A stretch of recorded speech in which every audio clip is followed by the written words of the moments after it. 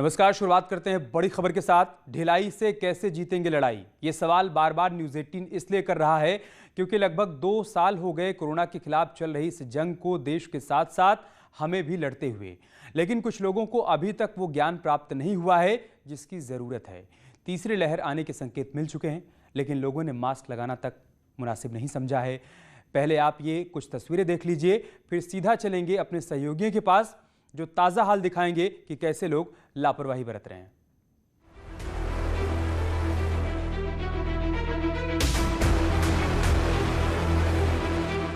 Covid protocol में corona को call. सब्जी मंडी या कोरोना मंडी,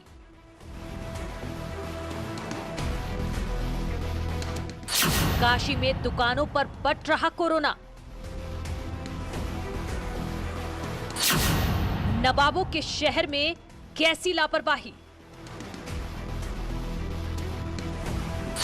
शटर डाउन, कोरोना अप।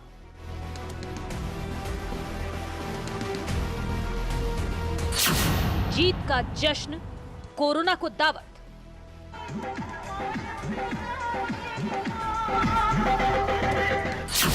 ये लापरवाही पड़ सकती है भारी।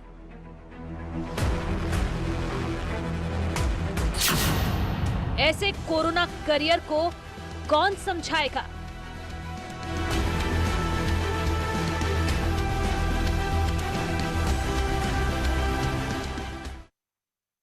और अब अलग अलग शहरों का हाल बताने के लिए हमारे सहयोगी हमारे साथ जुड़ चुके हैं। मथुरा से नितिन गौतम हमारे साथ हैं और साथ ही साथ रोहित हमारे साथ प्रतापगढ़ से हैं, फरीद शमसी हमारे साथ मुरादाबाद से हैं। नितिन, मैं शुरुआत आपसे ही करूंगा। बार बार न्यूज़ 18 लोगों से अपील कर रहा है कि लापरवाही मत बरतिए, मास्क भी लगाइए, 2 गज की दूरी भी बरतिए। सरकार भी अपील कर रही है, उसके बावजूद लोगों के समझ में बात क्यों नहीं आ रही? ये लापरवाही क्यों बढ़ती जा रही है?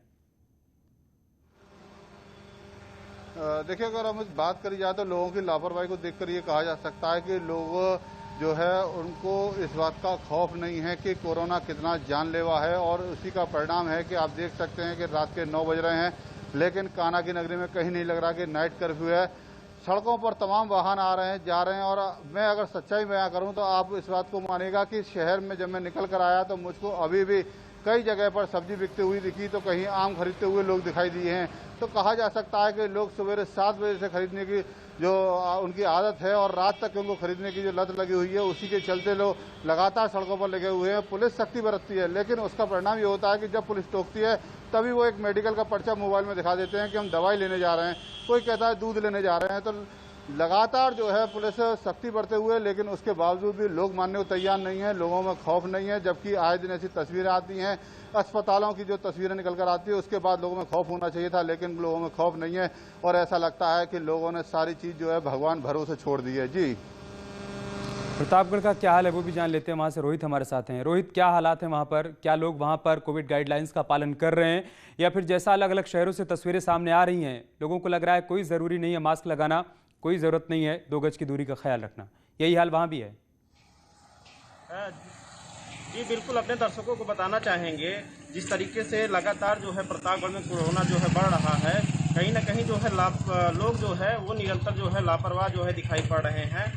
हम इस समय जो है सिविल लाइन इलाके में मौजूद हैं। हम तस्वीरें दिखाना चाहेंगे किस तरीके से देखिए लोग जो है आ जा रहे हैं। एक बाइक से देखिए 3 लोग जो है बैठ के जा रहे हैं। हालांकि जो है मास्क लगाया हुआ, आप निरंतर देखिए ये चौराहा है, सिविल लाइन है, लेकिन यहाँ पे अगर बात की जाए कोई भी पुलिसकर्मी जो है वो नहीं मौजूद है, और लगातार जो आवागमन है वो चालू है। लोग बाइकों से अपने घर से निकल रहे हैं, मास्क का वो जरूर प्रयोग कर रहे हैं, लेकिन जिस तरीके से लॉकडाउन है प्रतापगढ़ में, आंशिक कर्फ्यू जो है लगाया गया है, उसका पालन होता हुआ नहीं दिखाई पड़ रहा है। कहीं ना कहीं ये बड़ा सवाल जो है पुलिस के ऊपर भी खड़ा होता है कि आखिर इस चौराहे पर जो कि डीएम और एसपी के कार्यालय से सिर्फ 100 मीटर की दूरी पर है, और यहाँ पर कोई रोकने वाला नहीं है, कोई टोकने वाला नहीं है। और अमित, ये भी आपको हम बताना चाहेंगे, अगर बात करें प्रतापगढ़ की, तो प्रतापगढ़ में अभी तक 13,000 कुल कोरोना के मरीज जो है वो सामने आए हैं। अगर उसके बावजूद लोग सबक नहीं ले रहे हैं। उसके बावजूद लोग सबक नहीं ले रहे हैं। फरीद, ये कौन लोग हैं? क्या ये वो लोग हैं जो अभी तक ऑक्सीजन सिलेंडर के लिए भटके नहीं हैं? क्या ये वो लोग हैं जो अभी तक अस्पतालों के चक्कर नहीं लगा रहे हैं, जिनके घर में कोई कोरोना से अभी तक ग्रसित नहीं हुआ है, कोई परेशान नहीं हुआ है, वही लोग हैं क्या जो हल्के में ले रहे हैं? जी अमित, आप मेरे पीछे बराबर देख रहे होंगे लोग गुजर रहे हैं। ये वो लोग हैं जो लापरवाह हैं। आप देख सकते हैं मुरादाबाद में अभी मैं प्रिंस रोड पर खड़ा हूं, यहाँ आपको लोग चलते हुए गुजरते हुए नजर आएंगे। दूसरी तरफ अगर बात करेंगे तो इधर भी लोग हैं और इधर हम बात करेंगे तो यहाँ भी आपको लोग खड़े हुए नजर आएंगे। अभी लोगों को दिलों में डर नहीं है, खौफ नहीं है। छोटे छोटे बच्चों को लेकर महिलाएं रात में गुजर रही हैं, लोग खड़े हुए हैं और प्रशासन बार बार अपील कर रहा है कि लोग घरों में रहें, सोशल डिस्टेंसिंग का पालन करें, लेकिन लोग मान नहीं रहे हैं।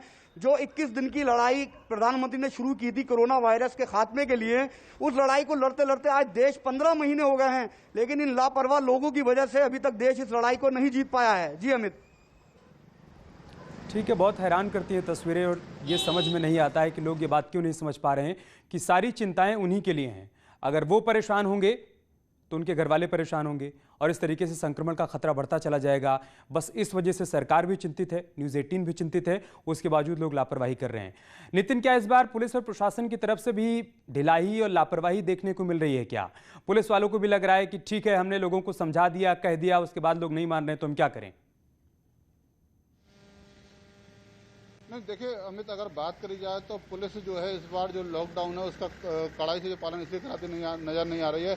उसकी वजह है कहीं ना कहीं जो फुल लॉकडाउन नहीं है, ये इसकी एक बड़ी वजह मानी जा रही है। जो आंशिक रूप से जो लॉकडाउन लगा है ये इसकी बड़ी वजह है, जिसके चलते लोग सड़कों पर दिखाई देते हैं, क्योंकि पुलिस के सामने भी वाजिब जो वजह है, उसके अलावा जो लोग हैं उनको तो वो कड़ाई से पालन करती है, साथ में सख्ती बरतती है, चालन भी करती है, मास्क पर जुर्माना भी लगाती है और मुकदमे भी कायम कर रही है। लेकिन लोग हैं वो मोबाइल में एक पर्चा लेके चलते हैं, दवाई का पर्चा लेके जाते हैं, बगल में एक थैला रखते हैं और कहते हैं दवाई लेने जा रहे हैं, दूध लेने जा रहे हैं, ब्रेड लेने जा रहे हैं, और उसी के क्रम में जो है दिन भर सड़कों पर आप आदमी को कह सकते हैं कि कान्हा की नगरी में घोर लापरवाही बरती जा रही है।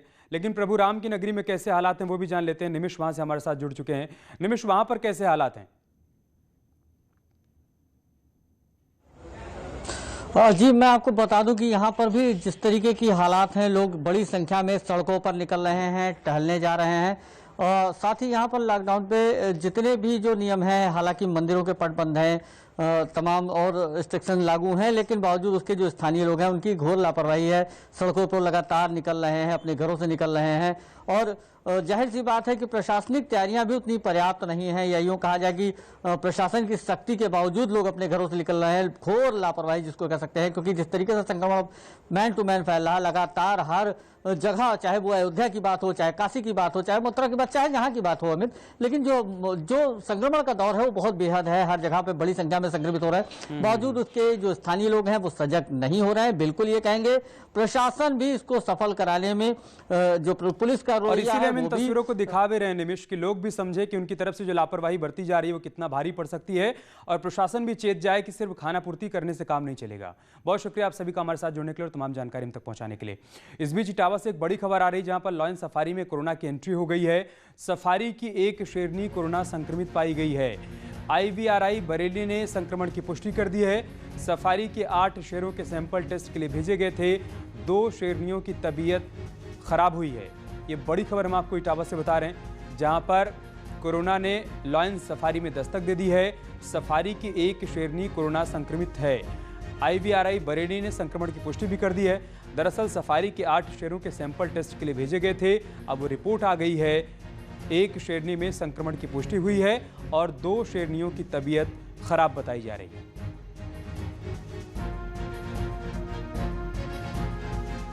तो चिंता बढ़ाने वाली खबर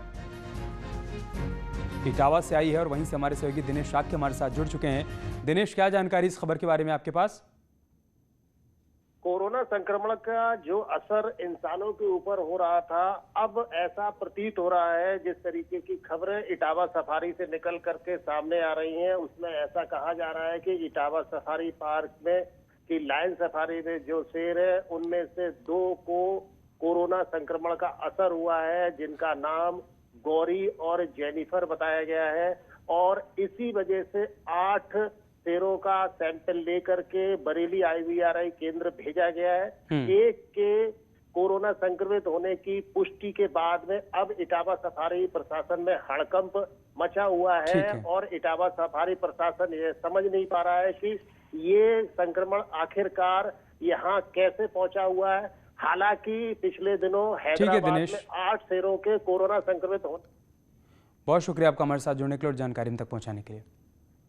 वहीं लखीमपुर खीरी के दुधवा टाइगर रिजर्व में बाघों में कोरोना संक्रमित होने का डर सता रहा है। यहां बाघ के हमले में घायल शख्स कोरोना संक्रमित मिला है, जिसके बाद से डर का माहौल है। हैदराबाद की चिड़ियाघर में शेरों के कोरोना संक्रमित होने के बाद लखीमपुर खीरी के दुधवा टाइगर रिजर्व पर भी कोरोना का खतरा मंडरा रहा है। दरअसल बफर जोन में एक बाघ ने युवक को घायल कर दिया था। इलाज के दौरान युवक कोरोना पॉजिटिव पाया गया, जिसके बाद बाघ में कोरोना संक्रमण की आशंका बढ़ गई। मैलानी रेंज के बाकेगंज वन रेंज में जंगल के किनारे घास काटते समय बाघ ने उसके ऊपर हमला कर दिया था। पार्क प्रशासन ने आनन फानन में दुधवा टाइगर रिजर्व के जंगलों में कैमरा ट्रैप लगाकर बाघ समेत सभी जंगली जानवरों के स्वास्थ्य की मॉनिटरिंग शुरू कर दी है। साथ ही डॉक्टर्स की टीम और रैपिड एक्शन फोर्स को 24 घंटे अलर्ट मोड पर रखा गया है। पंजा यदि बाघ उसके ऊपर अटैक करता है पंजे से, तो आंख बचना मुश्किल है। तो ऐसे में सही लगता है कि वो डर के भागने के बाद जो है गिरने से वो चोट ज़्यादा दिख रही है, बाघ के आक्रमण से नहीं दिख रही है। अभी बताया गया है कि वो व्यक्ति बाद में कोरोना पॉजिटिव पाया गया है, तो वहाँ पे छानबीन कराई गई है। ऐसे देखा गया है कि वहाँ पे कहीं पे भी बाघ के पंजे आदि के निशान नहीं हैं। उत्तराखंड के 2 बड़े जू देहरादून और नैनीताल को 15 मई तक के लिए बंद कर दिया गया है। दोनों जू में बड़ी संख्या में पशु पक्षी हैं। स्टाफ को पूरा प्रोटोकॉल फॉलो करने के लिए कहा गया है। वहीं राजाजी टाइगर रिजर्व के चीला स्थित हाथी कैंप को भी अलर्ट मोड पर रखा गया है। यहाँ 6 पालतू हाथी हैं। इसके अलावा Rajaji tiger reserve, Corbett tiger reserve समेत सभी 12 वाइल्ड लाइफ सेंचुरी और नेशनल पार्क को भी टूरिस्ट के लिए 15 मई तक के लिए बंद कर दिया गया है।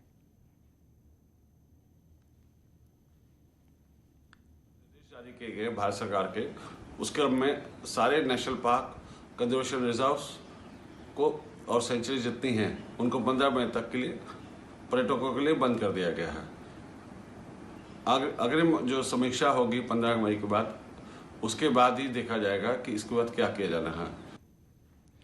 अभी पूरा देश कोरोना की दूसरी लहर से लड़ रहा है। इसी बीच सुप्रीम कोर्ट तीसरी लहर को लेकर चिंतित है। सुप्रीम कोर्ट ने सरकार से पूछा है कि अगर तीसरी लहर में बच्चे कोरोना संक्रमित होते हैं तो सरकार के पास क्या इमरजेंसी प्लान है। देश अभी कोरोना की दूसरी लहर से लड़ रहा है, लेकिन अब कोरोना की तीसरी लहर को भी लेकर आशंका जताई जा रही है। विशेषज्ञ इसको लेकर तरह तरह की आशंकाएं जाहिर कर रहे हैं। उनका मानना है कि लहर और ज्यादा खतरनाक साबित हो सकती है। इस बीच देश की सबसे बड़ी अदालत ने कोरोना की तीसरी लहर को लेकर चिंता जाहिर की। कोरोना मामले की सुनवाई के दौरान जस्टिस चंद्रचूड़ ने टिप्पणी करते हुए सरकार से पूछा है कि अगर हालात बिगड़ते हैं और कोरोना के मामले बढ़ते हैं तो आप क्या करेंगे। रिपोर्ट्स कहती है कि तीसरी लहर में बच्चों पर भी प्रभाव पड़ सकता है। ऐसे में अगर बच्चों पर इसका असर पड़ता है तो कैसे संभालेंगे। बच्चे तो अस्पताल खुद जा नहीं सकते। सुप्रीम कोर्ट ने सरकार से कहा है कि वो अभी से कोरोना की तीसरी लहर से निपटने की तैयारी में जुट जाए, वैक्सीनेशन पर जोर दें। बता दें कि केंद्र सरकार के वैज्ञानिक सलाहकार ने चेतावनी दी है कि कोरोना की तीसरी लहर भी आएगी।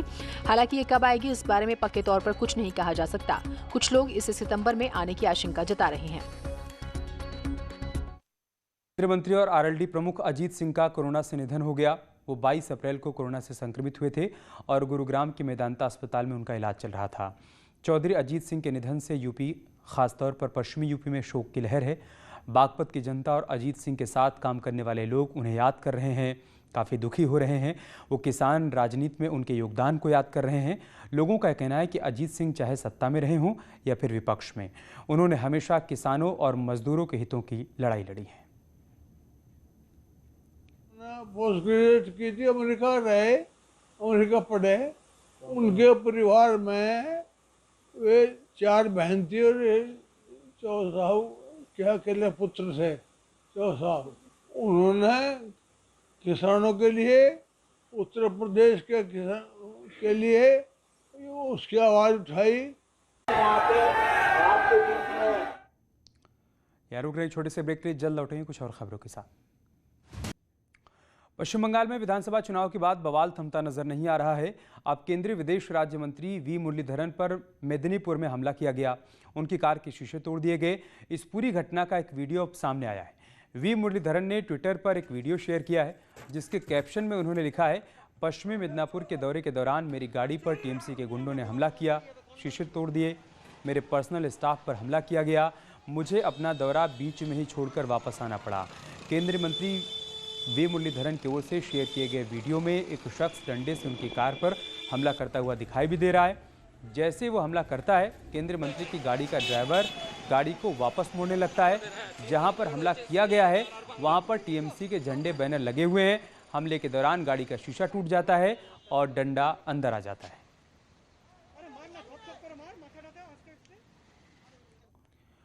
केंद्रीय मंत्री प्रकाश जावड़ेकर ने हमले की निंदा की और ममता सरकार पर निशाना भी साधा। जिस तरह से केंद्रीय मंत्री हमारे साथी मुरलीधरन जी पर हमला हुआ है, आज लोकतंत्र को शर्मसार कर दिया पश्चिम बंगाल सरकार ने। ये सरकार स्पॉन्सर्ड हिंसाचार है, उसके बिना ऐसा हो नहीं सकता और इसकी जितनी भर्त्सना की जाए कम है।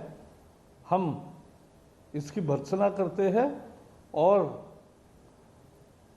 इस पर निश्चित रूप से जिन पुलिस अधिकारी और जिनके उपस्थिति में इस तरह का हमला हुआ है उस पर भी कार्रवाई होनी चाहिए। बागपत के ईस्टर्न पेरिफेरल एक्सप्रेसवे पर बड़ा हादसा हो गया। एक्सप्रेसवे पर बेकाबू होकर पीएसी के जवानों को लेकर जा रहा ट्रक पलट गया। हादसे में 24 से ज्यादा जवान घायल हो गए हैं, जिन्हें बागपत जिला अस्पताल में भर्ती करवाया गया है। कई जवानों को गंभीर चोट आई है, उन्हें मेरठ और गाजियाबाद रेफर कर दिया गया है। बताया जा रहा है कि ट्रक में सवार सभी पीएसी के जवान चुनावी ड्यूटी खत्म होने के बाद शामली से वापस गाजियाबाद जा रहे थे। जैसे वो दिल्ली सहारनपुर हाईवे से ईस्टर्न पेरिफेरल एक्सप्रेसवे पर चढ़े तो ट्रक का स्टीयरिंग फेल हो गया और ट्रक पलट गया। पीएसी का ट्रक ये पता लगा है कि शामली से गाजियाबाद 47 बटालियन जा रहा था और पेरीफेरल पे चढ़ते ही टोल प्लाजा से 1 किलोमीटर आगे इनका बताया स्टीयरिंग फेल हुई और एक ट्रक इनका पेरीफेरल पे ही पलट गया और जिसमें कुल बता रहे हैं 22 जवान थे। 22 जवानों में करीब 15 जवान घायल हुए हैं जिनको तुरंत डिस्ट्रिक्ट हॉस्पिटल और सीएचसी बागपत में लाया गया है। इनका प्राथमिक उपचार किया जा रहा है और किसी के मतलब ये हड्डी में चोट मतलब पैर में चोट आई है तो उनको रेफर किया जा रहा है और बाकी सबको मतलब प्राथमिक उपचार देके और हो सकता है कुछ को छुट्टी भी मिल जाए। कौन सी बटालियन के हैं? ये 47 बटालियन गाजियाबाद की है, बी कंपनी बोलते हैं। वहीं पंचायत चुनाव के नतीजे आने के बाद विजयी प्रत्याशी कोविड प्रोटोकॉल का जमकर उल्लंघन कर रहे हैं। पंचायत चुनाव जीतने के बाद विजयी प्रत्याशी अपने समर्थकों के साथ फिल्मी गीतों की धुन पर जमकर जश्न मनाते हुए नजर आ रहे हैं। प्रयागराज के मेजा तहसील के उरुआ विकासखंड के परवाह गांव में चुनाव जीतने के बाद जश्न में हर्ष फायरिंग की गई। फायरिंग का वीडियो अब तेजी से वायरल हो रहा है।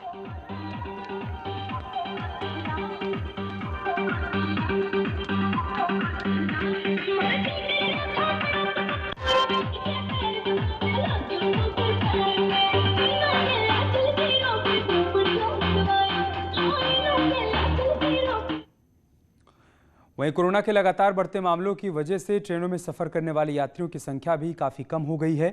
इस बीच भारतीय रेलवे ने दिल्ली से चलने वाली राजधानी, शताब्दी और दुरंतो एक्सप्रेस समेत अन्य 30 ट्रेनों को 9 मई से बंद करने का फैसला किया है, यानी अगले आदेश तक ये ट्रेनें नहीं चलेंगी।